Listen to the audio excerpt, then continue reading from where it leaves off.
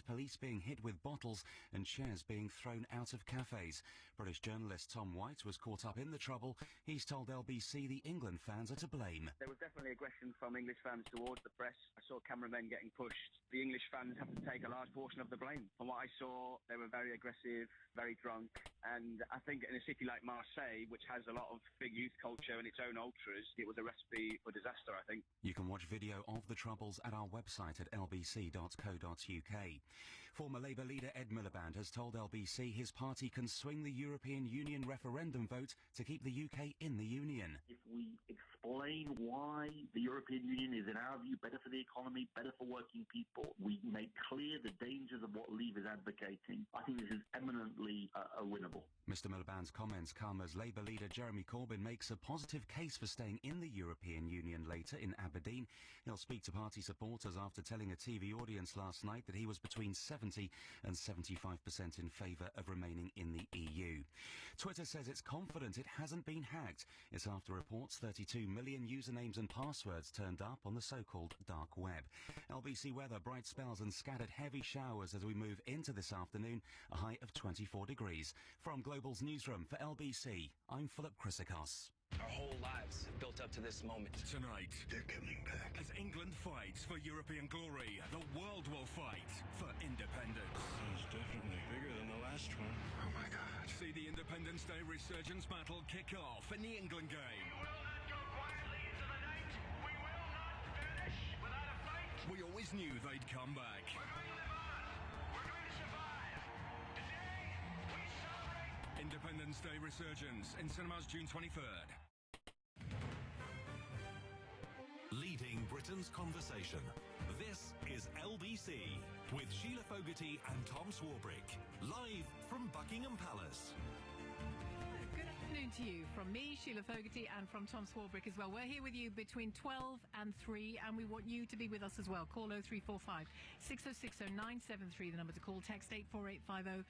You can tweet at LBC. We want your thoughts on Her Majesty the Queen on her 90th birthday, her official birthday, as thousands upon thousands of people head to Buckingham Palace. All of the pomp, plenty of the circumstance, lots of you as well, please, between now and 3. If you can't come down here to wave your flag, we want you to do it on the radio. 0345 6060 973. This is very much a party atmosphere as thousands of people come down to the Mall. We have reporters all the way along it. We're going to be taking the gun salutes that are due in, about 50 minutes or so live. We'll also bring you the fly past. Those boys in the red arrows making their way over Buckingham Palace. Yeah, and who's going to be on the balcony? We're going to have the balcony scene. That's all I'm interested in. We'll have the balcony scene at about 1:05, we are told. It was interesting that at the Queen's Jubilee, it was a very small family group that appeared on the balcony, just Her Majesty the Queen, William, Charles, their spouses. That was it, because the Duke of Edinburgh was in hospital at the time, Tom. But it was sending a message that this is the future of the royal family. I suspect a bigger crowd today, don't you? Well, we've seen them all go past already, because, of course, they've already gone down the Mall to have the colour trooped in front of Her Majesty on horse guards parades. So we are expecting that trooping of the colour to finish in about 10 minutes or so, and then for Her Majesty and other members of the family to come back down the Mall, back past the thousands of people who are here, to Buckingham Palace to take a salute and then onto the balcony. And you and I have been talking already about the kinds of aspects of Her Majesty's life that we want to talk about, and we want you to tell us which aspects of her reign, of her life, of her person, of herself that you want to talk about today. Give us a call, 0345 6060 973, the number 84850, the number to text, and you can tweet, please do, at LBC, because there is so much to talk about. We're talking about a 90-year-old woman, so she's lived through enormous change. David did say earlier that they look a lot younger. I mean, he's 95 years old, Prince Philip's, and the garb that he is in, with the proper full military regalia that he is in at the moment. How on earth a 95-year-old man is getting through the day wearing that? It is astonishing. Because it weighs a bit. It weighs a bit. It looks heavy. It's quite hot today. So the poor bloke must be, well, sweating.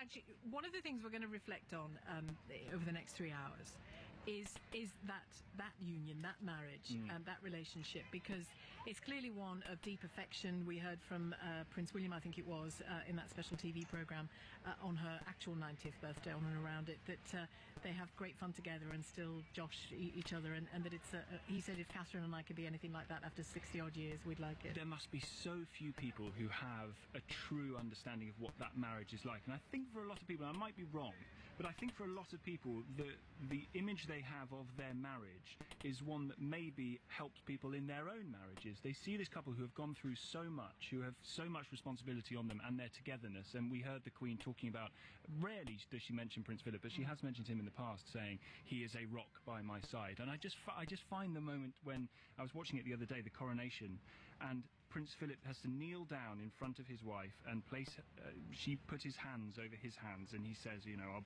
be your liege man of life and limb. And you just wonder whether is there a nod and a wink to one another, that they know that it's not really who they are or what they're about? I think they know clearly that that's the symbolism of her job and nothing to do with their actual relationship.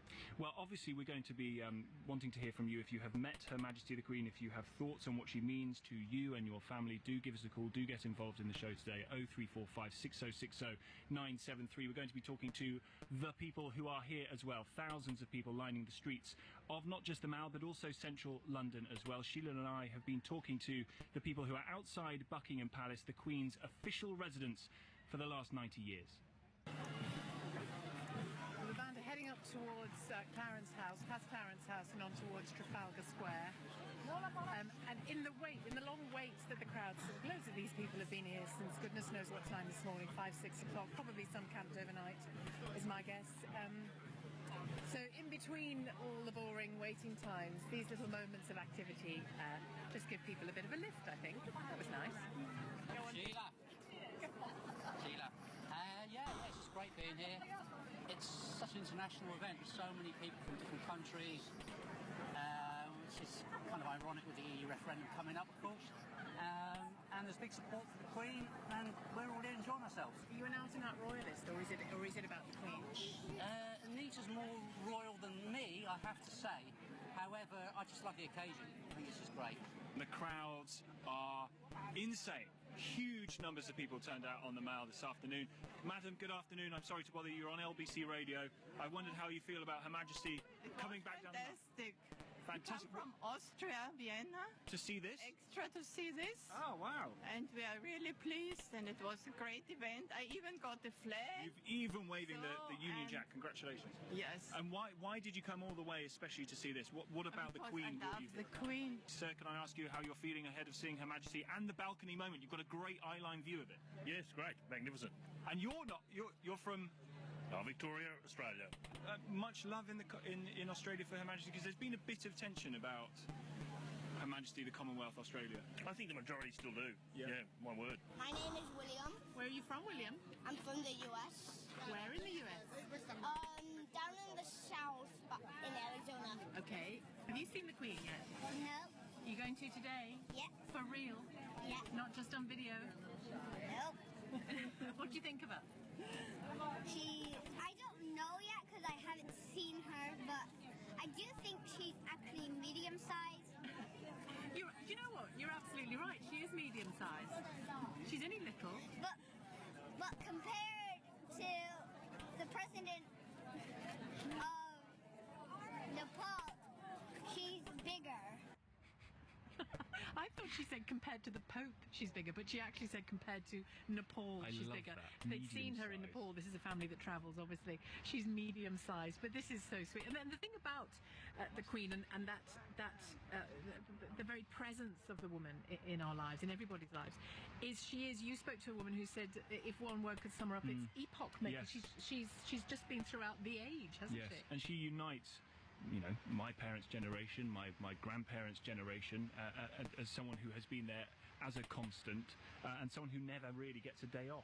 Well, let's hear more from the people who've taken time out of their day, their weekend, to make sure that they are down at Buckingham Palace for that moment when the Queen comes out. And she's done it so many times before with the rest of the family, but they've come down to make sure they're there for that moment when she comes out to greet the people who want to wish her well. Charlotte Wright, LBC's reporter, is with those very people on the Mall. Charlotte. Hello, Sheila. Yes, I am standing about a third of the way up the Mall. It's pretty busy here. Lots of people standing here hoping to catch a glimpse of the Queen when she passes back here in just a few moments' time.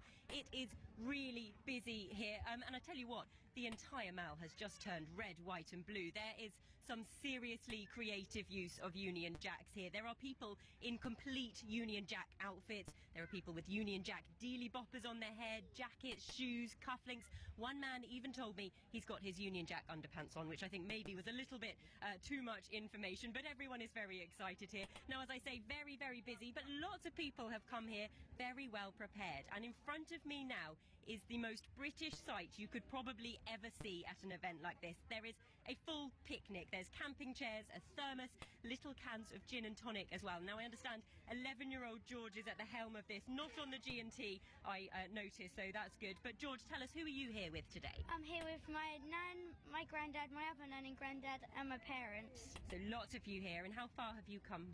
We've come all the way from Ely, Sutton. Very early start today then? Yeah, woke up at 6 o'clock.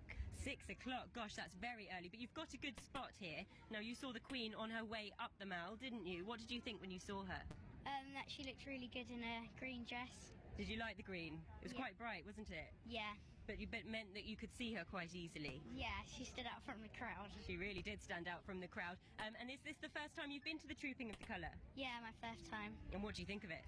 I think it's really good and I want to come again. You want to come again? Do you think you'll come back next year? Yeah, I definitely think so. What do you think about the Queen? She's reached 90 years old this year. That's pretty old, isn't it? Yeah. Yeah, she's done pretty well. Do your friends know that you're here today? Yeah, most of them. And do they like the Queen as well? Most of them. Most of them. So big fans of the Queen here. And you've got Nan's here as well, isn't she? Nan, I'm going to come over and speak to you. Now, you I'm guessing must be instrumental in this picnic setup here. Yeah. Partly, yes. We've done it between us. And is this the first time you've been to Trooping Colour? Yeah, I've always wanted to come, but I've never been before, but it's absolutely amazing. What do you think about all the crowds here? It's very busy, isn't it? It's very extremely busy, but it just makes a lovely atmosphere. It's fantastic. And what will you do when the Queen passes back again in just a few moments' time? Well, hopefully give her a cheer, give her a wave, have a drink and say cheers, happy birthday. Lovely. Well, I'll let you get a good spot because she's going to come back past here in moments. So everybody is crowding towards that gate at the moment, Sheila and Tom, and we're looking forward to seeing her in her green come past again. Yes, she is in that beautiful, vibrant lime green. Obviously a decision taken to wear such a bold colour so that she really stands out so people can see her. She's just leaving. We'll get onto the colour in a minute. Tom Swarbrick doesn't like it. She's just leaving Horse Guards Parade. For people who are waiting in the Mall and might be listening to LBC, she's just about doing that turn within the Sandy Square, the Sandy Parade ground of Horse Guards Parade. Some of the other members of the royal family have gone ahead of her to the palace. We've just seen the Duchess of Cambridge and the Duchess of Cornwall with Prince Harry in the same carriage, and the Queen and Prince Philip now onto that green. Come on, have your moan about that green. I mean, it's like someone's coloured her in with a highlighter. I just don't understand why, for a woman who is all about subtlety, I don't understand why it's so vibrant. Listen, it's okay to be highlighted on your birthday. That's the day to be highlighted. No, I wouldn't be my first choice, but then who am I to say? Who are you to say? Who are you to say? I have to say, Angela Kelly, the woman who is known for doing for helping her make the decisions with the clothing, designing the clothing and making the clothing. Obviously, there will have been a joint decision about making sure she's so keen on people seeing her. They come out to see her as well as all of the pomp. You can see all of these pictures of what she's wearing and all of the other events at lbc.co.uk, and we want to hear from you as well. 0345 6060 973, the number to call. You can text 84850 or tweet at LBC. On the way, we'll bring you royal experts, we'll bring you biographers, we'll of course bring you the fly past and the balcony moment. Are we going to see Princess Charlotte in what is a rare public outing? Are we going to see Princess Charlotte on the balcony? And of course, we want to hear from you as well. Tell us your stories about the Queen. We'll take your calls and bring you those moments live as we celebrate the Queen's 90th birthday, live here from Buckingham Palace. You're listening to Tom Swarbrick and Sheila Fogarty. The time, 12:15. From the LBC Travel Centre, good afternoon, I'm Mira Sharif. Still really busy in Westminster as a number of roads are closed for Trooping the Colour. That's causing long queues along Pall Mall, the Strand and the Victoria Embankment. Elsewhere in Eltham, a section of the South Circular remains closed in both directions at Wellhall Roundabout because of a burst water main, and the A1 Holloway Road is closed all day in both directions between the Archway Gyratory and Tufnell Park Road for bridge works. On the trains, there are delays of up to 40 minutes on Thameslink between Blackfriars and Herne Hill because of trespassers on the line. Keep your updates coming. More travel here on LBC in 30 minutes. LBC. My knees were so painful that my doctor kept increasing the strength of my pills. The first time the therapist fitted me with the APOS therapy device, I was taken aback. There was no pain in my knees. I can now walk a lot better than when I started. APOS therapy is a non-surgical, non-drug and clinically proven treatment for worn, damaged and arthritic knees. Call APOS therapy for your free assessment on 0800 909 8009 or visit apostherapy.co.uk. Results may vary. There's no better way to